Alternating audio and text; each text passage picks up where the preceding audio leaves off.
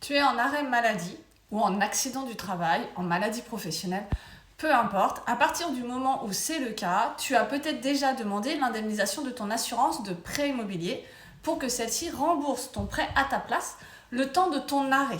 D'accord ? Et je le répète encore une fois, ce n'est pas parce qu'une assurance va prendre en charge votre prêt immobilier pendant 6 mois, 1 an, 3 ans que vous devrez rembourser à la fin. Ça n'existe pas, déjà, première chose.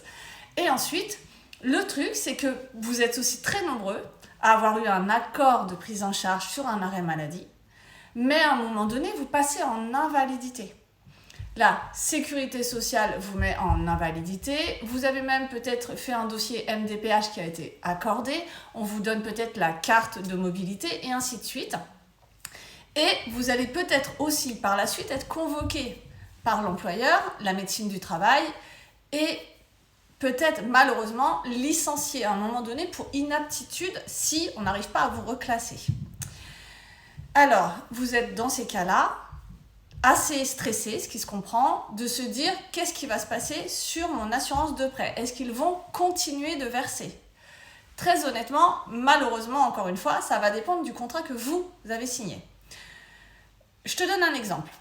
Je suis en arrêt pour un motif qui est bien pris en charge. Là, j'en ai beaucoup parlé sur les vidéos, donc regardez pour tout ce qui est exclusion. Je ferai peut-être une vidéo encore sur ce sujet-là.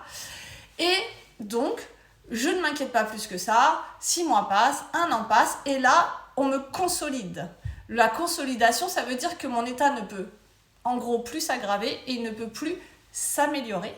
Donc, on va consolider et je ne serai plus en arrêt de travail sur certains cas où on va me décider, on va me dire, bah, du coup, tu es en invalidité. La Sécu va me donner une catégorie, etc. Eh bien, dans ces cas-là, il faut absolument, même si vous allez voir, il peut y avoir des conséquences, mais il faut que vous préveniez l'assureur du prêt immobilier, comme quoi vous n'êtes plus dit en arrêt maladie, mais bien en invalidité.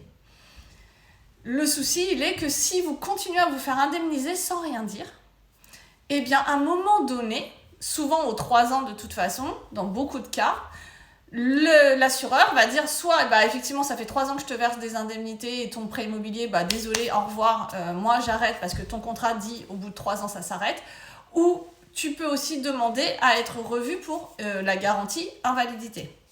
Quand c'est comme ça, eh bien le souci c'est que s'ils ont versé pendant 1 an par exemple votre prêt immobilier à votre place alors que ça fait déjà 1 an que vous avez une catégorie d'invalidité, ils ont le droit de réclamer la somme.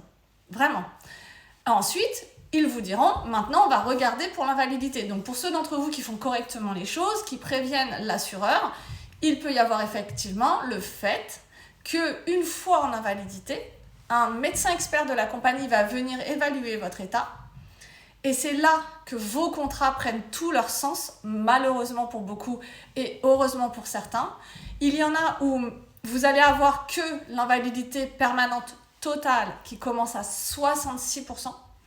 Et si l'expert passe et estime que votre taux professionnel d'invalidité impactant la profession et votre taux fonctionnel mis entre les deux, un taux croisé, eh bien ça ne suffit pas et que vous vous retrouvez, je ne sais pas, à 55%, l'assureur va arrêter de payer. Il va arrêter de payer parce que vous ne rentrez plus dans la case de l'invalidité. C'est pour ça que je vous dis de regarder vos contrats, parce qu'il existe quand même une autre invalidité qui commence plus vite, celle à 33%, qui est l'invalidité permanente partielle, qui permet quand même de continuer de verser pour beaucoup de contrats jusqu'à 50% de la mensualité du prêt. Attention à ceux d'entre vous qui sont en indemnitaire.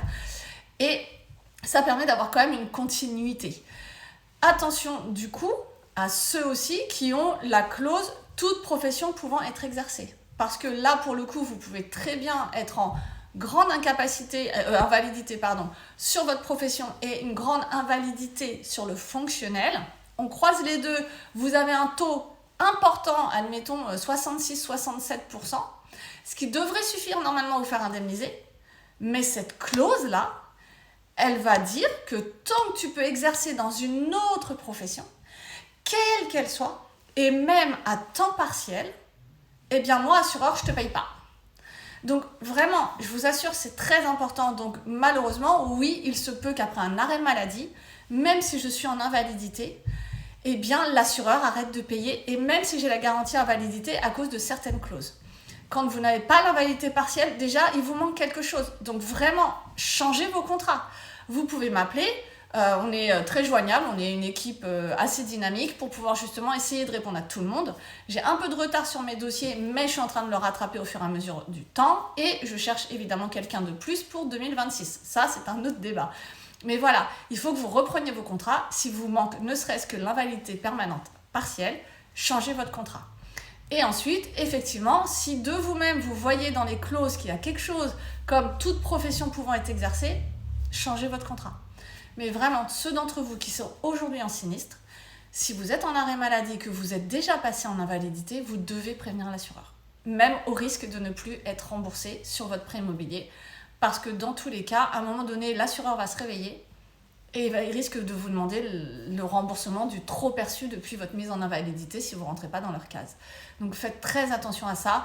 Je fais beaucoup de conseils aussi et c'est vrai que j'ai déjà eu des dossiers où le courrier arrivait et dit vous avez été mis en invalidité en décembre 2024, vous ne nous aviez pas prévenu et l'expert estime que vous pouvez exercer une autre activité, etc. Donc nous, on arrête de payer, mais par contre, vous nous devez l'argent de 2024, de décembre 2024, la date de mise en invalidité, à aujourd'hui. Et là, ils demandent toutes les sommes. Donc vraiment, j'insiste, mes vidéos sont longues, je le sais, mais c'est pour votre bien et j'essaye de vous donner tous les tenants et les aboutissants. C'est très important que vous compreniez ça. Donc tous ceux qui n'ont pas encore prévenu l'assureur, faites-le vite parce que ça peut avoir un impact très important financièrement.